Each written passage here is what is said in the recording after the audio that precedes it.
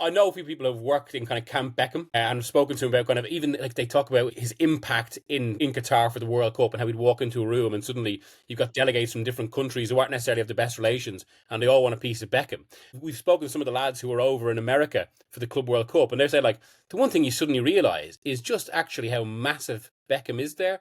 That like and it's not as a footballer, it's basically it's for being David Beckham and he's part of the cultural infrastructure now. In a way that, as again, as handsome as all he was, he had the Brill Cream deal in 1997 and all this.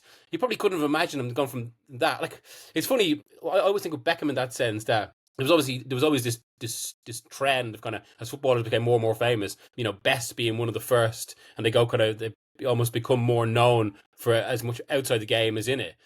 He's even more distinctive than Ronaldo and Messi in that sense, who are famous purely for football. Whereas Beckham is just this, he really isn't kind of A-list Hollywood, and also look at the people he hangs around with. But that's his level of mega wattage. He's kind of famous for being around very, very famous people. So, through osmosis. The other thing with him, he never says much. So there's not much Beckham content in the sense of, you see all these ex-pros. He's kind of in a level above, and I think that's where he likes to stay.